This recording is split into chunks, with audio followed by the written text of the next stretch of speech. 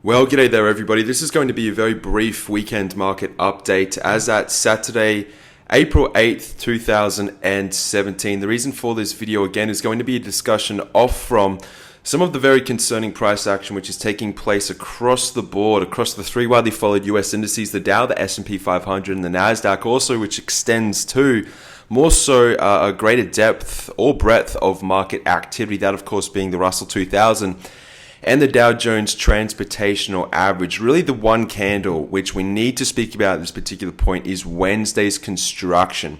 All right, what we saw intraday on Wednesday was very, very concerning. You see this big upper wick again taking place. This is selling pressure. This is selling pressure showing up at the right location. This is selling pressure showing up on the third consecutive lower swing high. And again, it sets the stage over the coming week. I know we have a shortened trading week being with the markets closed on Friday for Good Friday. But over potentially the next couple of weeks, if not couple of months, the probability of this level on the Dow Jones Industrial Average getting taken out, 20,374, has gone up exponentially. It's not going to come as any surprise to me when this does eventuate, whether or not we see a brief intermission or a rally, a buy the dip sort of mentality once again show up over the next week, maybe potentially two, before we see this potential level crack. That may be, again, entirely true, entirely plausible. But again, my expectation, unfortunately, given, of course, the technical backdrop of this market, and again, the structure, which is sort of eroding and disintegrating, so to speak, it's not going to come as a surprise. And in fact, we are going to take advantage of it when the time is right. Again, we can forecast and we can come to these conclusions based off the technical picture. The one thing which we cannot do is sit here with certainty and tell you what specific dates or time it's going to take place. However, we can sit here and say that, look, it is looking a little bit cloudy, and when it chooses to rain, so to speak, or using the analogy of the weather, we will, of course, open up our umbrellas and we will take advantage of the current circumstances of the weather itself. So, again, it is looking a little bit dark outside. It does look as though there are rain clouds, so to speak, on the horizon, and really that is the reason for this weekend's video. First of all, what I will say, if you want to learn more, I would strongly encourage you to look into Pro.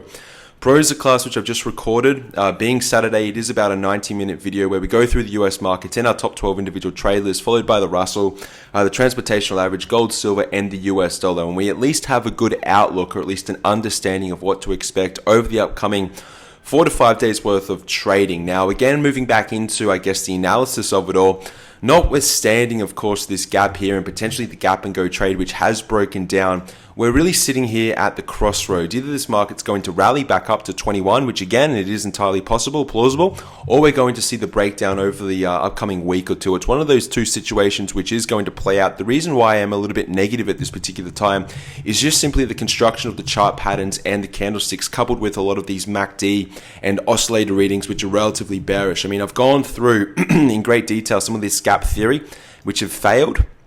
Right, that of course being, is this a continuation gap or an exhaustion gap? The exhaustion gap has played out. We've broken below the structural swing low. We've printed multiple now, complementary, secondary, and also third lower swing highs, which is very important. But when we start zooming out and looking at the greater sort of context of the market itself, you can see that these exponential moving averages are completely moving sideways. That is telling us that the trend itself is slowing down, or at least we are in a short-term trendless state. If we continue the discussion, if we start looking at the oscillators on the weekly time frame, you can see that across the board we still have sell signals. So this is really telling us that we are in some form of consolidation, or at least a sideways channel.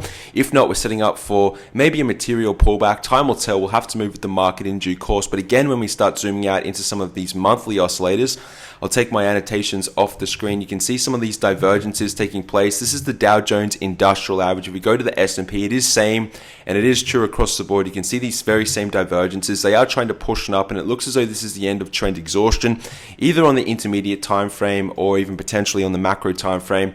We'll just have to obviously again move with the market when it chooses to either continue or to reverse off from this very important and critical pivot point. But as you can see also, if I bring up the ADX, we're down at this reset line, so it's telling us that something big is on the way.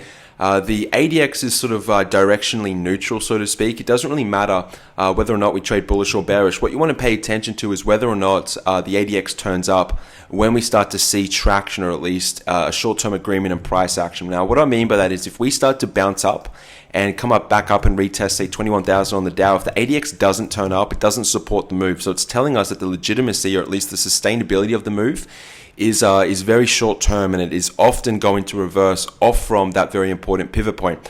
I put out a video towards the end of February. I would encourage you to look at that video. We were speaking about the ADX, and we came to the conclusion that when the ADX turns down, we are moving into at least a sideways consolidation. Now, since the ADX has turned down, up off from this 70 or 80 print, we are back down at this very neutral reset area, just shy or just below 20. So we've gone through enough of a pullback. Now we're just waiting for, of course, the direction of this market to really shake loose and to see some really big movements, either higher or lower. The CCI has definitively broken that positive 100 area, which is a little bit concerning. Again, it sort of adds or blends to this little bit of a bearish outlook, which I currently hold on the health of the US financial markets. But again, the ADX and the S&P 500 is back into reset territory. The CCI is still printing below that positive line, indicating that the trend itself is weak. And then when we start moving into candlesticks and understanding, I guess, the psychology and the sentiment, we're seeing some really long day candles. We can see the markets try and gravitate back up towards resistance areas. They've sort of like, they're on the sort of the precipice of breaking out. But again, we just see these failures over and over again. Another engulfing candlestick on Wednesday. We've got 2 consecutive spinning tops, Thursday through Friday. And again, this is very concerning about the sort of the structural foundation of this market. This looks to me like a short-term triple top. It doesn't have to play out, but again, in the weekend video, we spoke about confirmation and necklines and these types of things which we need to see set up on market indices for a material pullback to take place. And again, the sort of like hoops that we need to jump through before the market is allowed, so to speak, to actually pull back or to either continue. And again, much like some of these hurdles which we're sort of referencing at this particular point to the sort of the downside correction, which I believe is going to happen over the next month or two. Again, the same is true for the upward resolution. If in fact these markets decide, and if they can possibly rally to the upside, that's fantastic. We'll jump on board with it as well.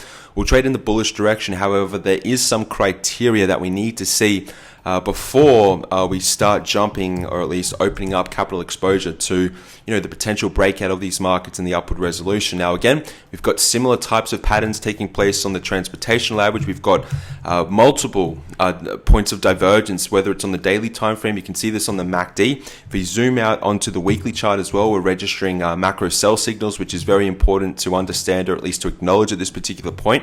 Again, on the MACD, the RSI, the stochastics. When we go out to the monthly chart, pay attention to this. Look at this divergence, which is pronounced since late 2014. Very, very important that you again recognize this and just pay attention to it, because inevitably these signals are going to play out, and when they do, you need to take advantage of them if you are an active market participant. We've got shooting stars, we've got high wave spinning tops, we've got these void candlesticks or sort of entire monthly candlesticks, which really just give back or take back a lot of the gains that were posted in the previous month. However, they are reported that the markets themselves have temporarily broken out to new all-time highs. So it's important that you understand, or at least become well grasped and educated in the world of technical analysis. If you consider yourself a technical analyst, it's very important that you understand just what's going on below the surface. This is market breadth. On top of that, we sort of toyed with the breakdown of the neckline. I've referenced that sort of term. I use it from time to time, but again, it's very important. It's what we call an inflection point or support level in this particular context.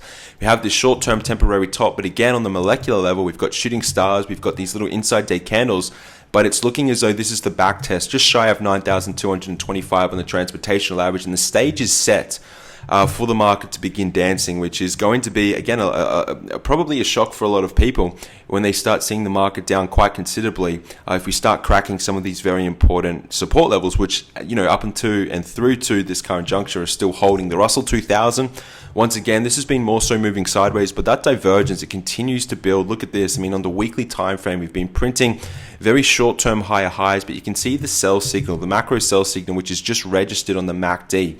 Very, very important for you to actually see that. Also, if we start looking at the individual weekly candlesticks, you can see right up the top here, we have a doji, which reflects bifurcation and indecision. We've got a plethora of engulfing candlesticks. We have some short-term lower wicks, which does indicate buying pressure. But again, this is showing up around this critical inflection point just above 1,350 on this market. That's why we have our trigger posted just below it. And if we do see this inflection point crack, it is going to be quite severe for market participants and investors, because this unwinding which is going to happen is going to sort of unfold very, very quickly. Again, the reason for this video is just to update you on the advancements, the material advancements and the constructions of these candlesticks along with the chart patterns and of course some of these indicators that we look at, just to get a gauge of sentiment and an understanding of psychology taking place. At this particular point, there's a lot at stake for the financial markets. We get to these tipping points or potential sort of like precipices, and we're at one right now. And I'm a little bit unsure as to which direction it is going to unfold. That's sort of the beauty of analysis. Really, it is sort of an art. But at the same time, once we start pushing above or below certain points, we know when we need to act, and we know when we need to start placing trades and allocating capital exposure to the market to take advantage of some of these major movements in waves, or at least in wave rotations and also trends, which are going to take us either, considerably higher if we do see the bullish resolution, or which are going to take us considerably lower, which is going to be just as profitable, if not a little bit, potentially even more profitable, just based on the time frame. Because generally these sell-offs happen a lot more aggressively. They are a lot shorter, but at the same time they move just as far in a percentage range, so to speak, but it happens a lot quicker. So there is just as much opportunity, if not more, on the downside as well. So you should always be open to both sides of the market. Understand when the market is trending to the upside, understand when it's moving sideways, and then understand what you need to see, the criteria, so to speak, to take advantage of the pullback when the time is right. And really what we've been doing is setting that stage. The stage is set, and again, the show, or at least the act, so to speak, is about to perform. And we're going to take advantage of it when we see that true directional breakdown or breakout, which is very exciting for us. We've been waiting for it for a little bit of time now, and it's just happening. Now, if you haven't seen the previous video on gold or silver and the US dollar, I'd encourage you to look at that, because again, we've just been triggered into a bunch of positions, or at least our expectations on the US dollar have been correct. And again, we're starting to see that tipping points start to break down for silver, most importantly at this particular point, but also gold, which is a little bit late to the party. We'll see how that holds up. But again, they're relatively closely correlated. So we should see that, or at least gold and silver, begin to move in the same direction, which is inverse to that of the US dollar. The US dollar continuing to move in its large macro uptrend. The problem for gold and silver, and commodities for that matter, is that they're still in a prolonged sort of bearish, if not at best, sideways market move. So again, a little bit of weight, or dead weight, so to speak, for commodities moving forward. And we are at that very critical intermediate swing point inflection where it looks to be breaking down, which is very, very important for you to understand. So I'd encourage you to look at that video. Also have a look into Pro over the weekend. That class is posted up. And thank you very much for your time. On that note, everyone, I'm going to say goodbye. Enjoy your weekend. I'll be back with you next week or next weekend. We'll see what happens in the market. Stay safe, everyone. Enjoy the week's worth of trading. It is going to be a shortened trading week, and enjoy your Good Friday, around the world if you do celebrate that. All the best, everyone. It is James signing off on behalf of Pivot Point Trading. Goodbye.